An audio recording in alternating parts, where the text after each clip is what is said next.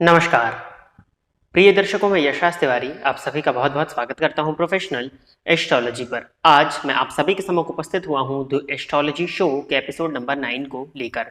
इस कार्यक्रम में आप सभी अपने प्रश्न पूछ सकते हैं, जो कि प्रश्न ज्योतिष से संबंधित हो सकते हैं, आपके पूजा पाठ से संबंधित हो सकते हैं, आपकी जन्म कुंडली की प्लैनेटरी पोजीशन से संबंधित हो सकते हैं, या किसी भी तरह के ज्योतिषी उपाय को आप जानना चाहते हैं, या मेनली वो प्रश्न जो हमारी ऑकल्ट साइंस की फील्ड से रिलेटेड हैं। वो सभी सवाल आप इस वीडियो के कमेंट सेक्शन में दे दीजिए। जैसे ही द एस्ट्रोलॉजी शो का नेक्स्ट एपिसोड आता है तो उन प्रश्नों के जवाबों को लेकर के मैं आप सभी के सम्मुख उपस्थित हो जाऊंगा। आज के इस कार्यक्रम में आप में से ही कुछ दर्शकों ने पिछले प्रोग्राम में जो कमेंट्स दिए, उन सवालों के जवाब को लेकर के आज मैं आप सभी के सम्मुख उपस्थित हुआ हूँ। अब हम बिना विलंब किए अपने आज के इस कार्यक्रम की शुरुआत करते हैं। और आज के इस कार्यक्रम का जो पहला प्रश्न है ये पार्था सारथी लोध जी का है। इन्होंने कहा है, नमस्कार सर, क्या अमावस्या दोष काफी खराब होता है, इसका निवारण कैसे किया जा सकता है? अमावस्या दोष यानी कि जिस दिन आपका जन्म हुआ है उस दिन सूर्य और चंद्रमा एक ही राशि में संचरण कर रहे थे। तो जी, इसको खराब तो माना जाता है। खराब इसलिए माना जाता है क्योंकि ये जातक के मन को बहुत ज्यादा अशांत कर देता है। अब जो भी व्यक्ति जिसका मन अशांत हो वो कहीं ना कहीं उस व्यक्ति की सफलताओं में बाधा तो उत्पन्न होगी ही होगी, और अज्ञात भय से भी ऐसा जातक ग्रसित हो जाता है। चंद्रमा बहुत कमजोर हो जाते हैं तो कंसंट्रेशन की शिकायत। अब आज के समय में अगर देखा जाए तो प्रत्येक व्यक्ति या 90% लोग तो मन के स्तर पर ही जी रहे हैं। अब मन के स्तर पर जीने के इस समय में अगर मन का कारक ही इतना ज्यादा पीड़ित हो जाए तो कहीं ना कहीं जीवन में परेशानी तो आएगी ही आएगी। और कोई भी ग्रह अगर आपको प्रभावित करता है, कोई भी घटना आपके जीवन काल में अगर घटित होती है तो वो ग्रह सबसे पहले चंद्रमा को ही पकड़ता है। आपके मन में विचार आते हैं, उसी की वजह से अच्छा या बुरा आपके साथ होता है। तो जब भी चंद्रमा पीड़ित हो जाएं तो जी, अमावस्या दोष जो है इसको बुरा तो माना जाता है। इसके उपाय के लिए, इसका निवारण के लिए आपको कंटिन्यूएशन में उपाय जो है वो करते रहने चाहिए। जैसे कि नित्य शिव जी के मंदिर में जाकर के शिवलिंग पर अभिषेक करना, पूर्णिमा को व्रत करना, पूर्णिमा की रात में सायंकाल शाम को 7 बजे के बाद में चंद्रमा को दुग्ध से अर्घ्य देना। इन सब चीज़ों को करने से, या चंद्रमा के मंत्रों का जाप करना, इन सब चीज़ों से चंद्रमा में बल आता है और जो परेशानी है उसको आप काफ़ी हद तक कम कर सकते हैं। अगला प्रश्न है अरिजीत तिवारी जी का। इन्होंने कहा है कि सर, कर्क लगन में 4th भाव में बुध कैसा फल देते हैं? क्या सर 4th भाव में शनि की दृष्टि शुभ होती है? कर्क लगन की कुंडली में जो आपने बताया है बुध, ये व्ययपति और पराक्रमपति होते हैं। तो व्ययेश का जाकर के 4th भाव में बैठना ठीक नहीं माना जाता। ये आपको अपने जन्म स्थान से दूर जाने की तरफ प्रदर्शित करते हैं। अब देखिए, दोनों ही प्रश्नों का जवाब निर्भर करता है आपकी चाहतों पर। अगर आप इस तरह के व्यक्ति हैं जिसको अपने जन्म स्थान से बहुत प्रेम है या अपने जन्म स्थान को नहीं छोड़ना चाहता, तो उसके लिए तो ये बुरा माना जाएगा। क्यों? क्योंकि व्ययपति आकर के, अगर विदेशपति आकर के स्वदेश भाव में बैठेंगे तो ये आपको जन्म स्थान में सफलता नहीं मिलने देंगे, आपको बाहर रह जाने का ये कारण बनेंगे। ऐसा व्यक्ति कभी भी कोई प्रॉपर्टी वगैरह लेता है तो उसमें लीगल मैटर आने की संभावनाएं बन जाती है। माता के स्वास्थ्य में भी परेशानी आती है। तो व्ययपति का 4th में होना तो अच्छा नहीं ही माना जाता। और 4th भाव में शनि की दृष्टि शुभ होती है। देखिए, 4th हाउस पर अगर शनि की दृष्टि हो तो घर से तो विच्छेद करा देती है, घर से दूरी करा देती है, लेकिन मल्टीपल प्रॉपर्टीज का योग बन जाता है अगर शनि के पास में बल है तो। यह अलग बात है कि व्यक्ति उस प्रॉपर्टी का भोग नहीं कर पाता या कमाने के चक्कर में लगा रहता है कि उस मकान का सुख भोग ना पाए, परंतु 4th भाव पर शनि की दृष्टि हो तो ये तो फायदा होता है कि वो मकान दिला देते हैं। अब रहने का सुख ना मिले, घर से दूर रहना पड़े, या घर में कलह का वातावरण हो, या माता की सेहत में परेशानियां आ जाएं, इस बात को भी प्रदर्शित करता है। तो इसके मिले जुले परिणाम ही होते हैं। भौतिक दृष्टिकोण से अच्छे हैं, दूसरा दृष्टिकोण देखें तो कहीं ना कहीं उसमें कमी आती है। अगला प्रश्न मोनिका जी का है। मोनिका जी ने पूछा है कि सर, भावचलित और राशि चार्ट एक ही होते हैं क्या? Kindly elaborate. नहीं, राशि चार्ट और भावचलित अलग अलग होते हैं। राशि चार्ट यानी कि जब आपका जन्म हो रहा था उस समय आकाश की एक तस्वीर ले ली गई है, यानी आपके जन्म के समय पर जिस भी भाव में या जिस भी राशि में जो ग्रह थे वो आपकी जन्म कुंडली में दिख जाते हैं। परंतु कभी कभी क्या होता है, आपने देखा होगा, कोई ग्रह राशि परिवर्तन करने वाला है। सपोज सूर्य ग्रह है, वो वृषभ राशि में है 29 अंश पर, और आप चलित में जाकर के देख रहे हैं तो वो आपको मिथुन में दिखाई पड़ रहे हैं। इट मीन्स कि वो चलित चक्र में जो भी ग्रह भाव संधि में होता है वो चलित चक्र में एक घर आगे चला जाता है। तो इसको ऐसे माना जाएगा कि जो भी ग्रह है वो आगे वाले भाव का फल दे रहा है। उदाहरण के तौर पर इसको ऐसे समझें जैसे लग्नेश का 12वें जाना अवयोग होता है। अब मान लीजिए कि जन्म कुंडली में लग्नेश 12वें में दिख रहे हैं तो अवयोग इसको माना जाएगा, लेकिन अगर आपने चलित उठा के देखा तो वो लग्नेश 11वें स्थान में दिख रहे हैं। तो आपको अवयोग की वजह से घबराने की जरूरत नहीं है। लग्नेश का लाभ भाव में होने का जो फल होता है वो आपको मिलेगा जब लग्नेश की दशा आएगी। बाकी लग्नेश का 12वें भाव में बस आपको दिखाई दे रहा है, लेकिन वो फल व्यय का ना दे करके लाभ का दे रहा है। इसको आप ऐसे समझ सकते हैं। लेकिन ग्रहों की जो दृष्टि है वो आपको D1 चार्ट लग्न कुंडली में ही देखनी चाहिए, क्योंकि कुछ लोग क्या होते हैं कि चलित कुंडली में ही फिर दृष्टियां देखने लगते हैं। तो दृष्टि जो है वो चलित कुंडली में नहीं देखी जाती, दृष्टि लग्न कुंडली में ही देखी जाती है। बस वो ग्रह किस भाव का फल दे रहा है, किस राशि का फल दे रहा है, इसके लिए आप चलित चक्र को देखते हैं। आगे बढ़ते हैं। अगला प्रश्न है गाजू भाई माली, मेष लग्न खाना 2 धन भाव में चंद्र गुरु शनि की युति क्या योग बनाता है गुरुजी बताइए। मेष लग्न के द्वितीय भाव में अगर देखा जाए तो वृषभ राशि आती है। यहाँ पर चंद्रमा बैठे हैं जो कि उच्च के हैं, गुरु बैठे हैं जो कि नवमेश, और शनि भी बैठे हैं। तो ये महाधनी योग है, लेकिन चंद्रमा और शनि की युति के चलते ये विषयोग भी बनेगा जो कि जातक को मानसिक रूप से अशांत करेगा, परंतु धन के दृष्टिकोण से अच्छा है, पैतृक संपत्ति के दृष्टिकोण से अच्छा है, अगर शुक्र की स्थिति आपकी कुंडली में अच्छी बनती है तो। दूसरा प्रश्न भी इन्हीं का है कि वृषभ लग्न 6th हाउस तुला राशि में सूर्य 0 डिग्री, शुक्र 17 डिग्री, केतु 27 डिग्री, क्या विपरीत राजयोग बनता है बताएं। वृषभ लग्न की कुंडली में शुक्र लग्नेश होकर के 6th भाव में बैठे हैं।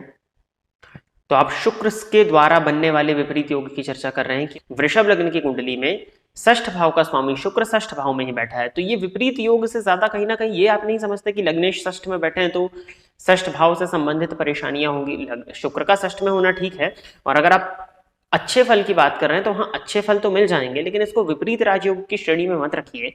क्योंकि इसलिए ना रखा जाए क्योंकि लग्नेश का बली होना जरूरी है। अब शुक्र 6th भाव में आके बली तो हुए हैं, लेकिन लग्नेश 6th में गए हैं, तो कहीं ना कहीं ये अवयोग भी तो मान्य होगा। स्वराशि के हैं तो अवयोग का जो इतना बड़ा प्रभाव है वो इतना सा होगा, व्यक्ति अधिक भोग की वजह से रोगी हो जाएगा। तो विपरीत योग तो एक तरह से आप बोल भी सकते हैं, लेकिन इसका प्रभाव लगभग 80% तो शुभ ही देखने में आता है, लेकिन विपरीत योग में इसकी गणना ना की जाए तो ज्यादा अच्छा होगा। जयपुष्प चौहान जी ने कहा है कि सर मांगलिक के बारे में बताओ। मांगलिक के बारे में देखिए, ये इस कार्यक्रम में तो नहीं, एक इसके लिए पूरा एक संपूर्ण अलग से वीडियो बनना चाहिए मांगलिक के विषय में। फिर भी मैं आपको बता देता हूँ, ज्योतिष शास्त्र के दृष्टिकोण से किसी भी व्यक्ति की जन्म कुंडली में अगर मंगल लग्न में, चतुर्थ में, सप्तम में, अष्टम में या 12वें भाव में, इन 5 भावों में बैठे तो ऐसा व्यक्ति मांगलिक होता है, और ऐसे व्यक्ति को मांगलिक व्यक्ति से ही शादी करनी चाहिए। परेशानी ये आती है कि जब भी मंगल का संबंध इन 5 भावों से बनता है तो ऐसे व्यक्ति के अंदर एनर्जी लेवल जो होते हैं वो थोड़े से ज्यादा होते हैं। एनर्जी लेवल ज्यादा होने के चलते वो व्यक्ति मांगलिक कहलाता है, और एनर्जी ज्यादा है तो वो थोड़ा सा उग्र भी हो जाता है, उसकी एक्सपेक्टेशंस भी ज्यादा होती हैं। ऐसा व्यक्ति पजेसिव भी हो जाता है, पजेशन की भावना उसके अंदर ज्यादा रहती है, एक आधिपत्य की चाहत की भावना उसके अंदर बहुत ज्यादा रहती है। अब अगर किसी नॉन मांगलिक पर्सन से उसका विवाह कराया जाए तो सामने वाला पर्सन भी जो है वो इसकी इन चीजों को समझ नहीं पाएगा, और जब समझ नहीं पाएगा तो लड़ाई का वो कारण बनेगा। इसीलिए कहते हैं कि 2 मांगलिक के विवाह कराओ, ताकि दोनों की थिंकिंग एक जैसी हो, तो वो दोनों एक दूसरे को भली भांति समझ सकेंगे। अब मांगलिक के बारे में बताने के लिए तो इस पर पूरा वीडियो बनाना पड़ेगा कि क्या क्या इसके कंसेप्ट हैं, क्या शास्त्रों में लिखा है, क्या आज के समय में देखने में आता है, और किस वजह से ये सब चीजें होती हैं या क्या कारण है। ये शॉर्ट में मैंने बताया कि सिर्फ ऊर्जा का खेल है। मांगलिक व्यक्ति के अंदर एनर्जी लेवल थोड़े से ज्यादा होते हैं, पजेसिव थोड़ा वो ज्यादा होता है, पजेशन की भावना ज्यादा होती है, इसके कारण मांगलिक का विवाह मांगलिक से कराने के विषय में कहा जाता है। प्रीति जी ने पूछा है कि सर मकर लग्न के 7th हाउस में राहु 28 डिग्री पर, गुरु 4 डिग्री की 3rd हाउस से दृष्टि है, क्या फिर भी मैरिड लाइफ प्रॉब्लम वाली रहेगी। देखिए मकर लग्न की कुंडली में अगर देखा जाए तो गुरु स्वराशि के बैठे हैं आपकी कुंडली में पराक्रम भाव में, और सप्तम भाव पर दृष्टि डाल रहे हैं, तो विवाह बचाने का काम तो ये करेंगे, परंतु लग्नगत केतु और सप्तम में राहु का होना, मकर लग्न की कुंडली में वैसे भी दाम्पत्य सुख थोड़ा सा कम ही देखने में आता है। तो देखना होगा कि आपकी कुंडली में चंद्रमा की क्या स्थिति बनी हुई है। गुरु 4 डिग्री पर है तो वो किस ग्रहों से दृष्ट है, ऐसा ना हो कि गुरु पर पापक ग्रहों की दृष्टि पड़ रही हो, तो पूरी कुंडली को देखना होगा, क्योंकि गुरु पर राहु की दृष्टि तो जा ही रही है। तो अगर बिना कुंडली मिलान किए विवाह होता है तो मैरिड लाइफ में प्रॉब्लम तो रहेगी ही। इसको संपूर्ण जन्म कुंडली का अध्ययन करना होगा।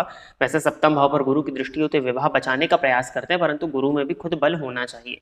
अब वो 4 डिग्री के होकर के बैठे हुए हैं तो कहीं ना कहीं ये उनकी मृत अवस्था होगी, तो मृत अवस्था का गुरु है तो उनकी दृष्टि में भी प्रभाव नहीं है। अब षड्बल इत्यादि को देखना होगा कि गुरु की क्या स्थिति है, उसके बाद ही हम इस विषय पर चर्चा कर सकते हैं। लेकिन फिर भी सप्तम में राहु बैठे हैं, जब भी आपका विवाह कुंडली मिला करके ही होना चाहिए। एक और प्रश्न है VK1817 आईडी से यश का है कि थैंक यू सर, हम अपनी लाइफ में बहुत जल्दी दूसरों से कनेक्ट हो जाते हैं और फिर उन पर हम आंख बंद करके भरोसा भी कर सकते हैं इतना, लेकिन हमेशा इनसिक्योरिटी रहती है कि वो दूर ना हो जाएं। तो इसमें प्रश्न क्या है आपका?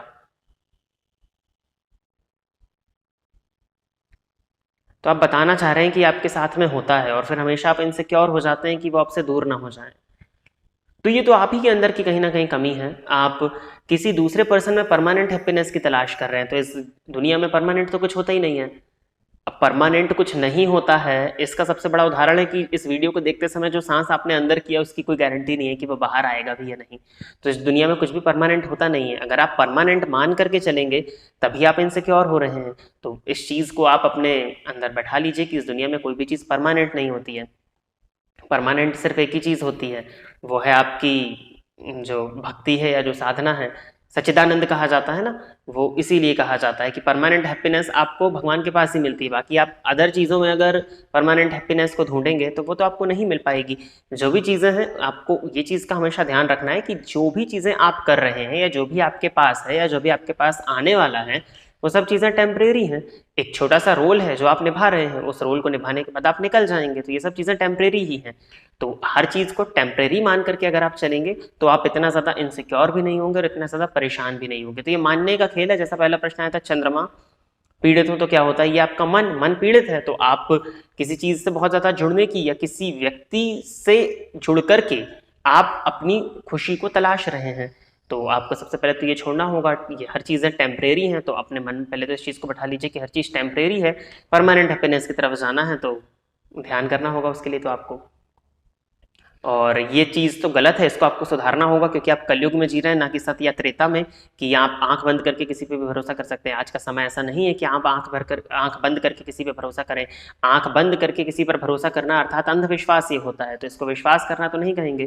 तो आपको इस चीज़ पर काम करना होगा। उम्र हो सकता है आपकी छोटी हो, तो इस चीज़ पर काम करिए। धीरे धीरे चल के ये चीज़ ठीक हो जाएगी। लेकिन आपको अपने मन में इस चीज़ को बैठाना होगा कि चीज़ें टेम्परेरी ही होती हैं। परमानेंट इस जीवन में कुछ भी नहीं होता। परमानेंट हैप्पीनेस बस एक ही जगह मिलती है, वो है भगवान की भक्ति में। बाकी अन्य चीज़ों में सभी चीज़ें टेम्परेरी हैं। आपका जीवन, आपका धन, हर चीज़ टेम्परेरी है, सब टेम्परेरी ही होने वाला है। तो इस पर ज़्यादा ध्यान ना दिया जाए, ये टेम्परेरी ही है। और इनसिक्योरिटी इसी वजह से होती है क्योंकि आप परमानेंट की तलाश कर रहे हैं। तो परमानेंट की तलाश आपको यहाँ नहीं वहाँ मिलेगी। तो प्रिय दर्शकों, इतने ही आप सभी ने प्रश्न किए थे और इतने ही प्रश्नों का जवाब लेकर के मैं आप सभी के समक्ष उपस्थित हुआ था। आशा करता हूँ कि जितने भी लोगों के प्रश्नों का मैंने जवाब दिया वो सभी संतुष्ट होंगे। अगर आपको ये कार्यक्रम पसंद आता है तो आप इस वीडियो को लाइक करिए, साथ ही साथ इस चैनल को सब्सक्राइब करिए, ताकि इन फ्यूचर जो भी मैं कंटेंट इस चैनल पर अपलोड करता हूँ उसका नोटिफिकेशन आपको मिलता रहे। आज के लिए बस इतना ही। नमस्कार। फोन पर बात करके कुंडली दिखाने के लिए एवं ज्योतिष से संबंधित अन्य सर्विसेज के लिए आप स्क्रीन पर दिए गए नंबर पर कॉल या व्हाट्सएप कर सकते हैं। साथ ही साथ अब आप मेरे अकाउंट को फेसबुक और इंस्टाग्राम पर भी फॉलो कर सकते हैं, जिसका यूजर है आपकी स्क्रीन पर दिया हुआ है।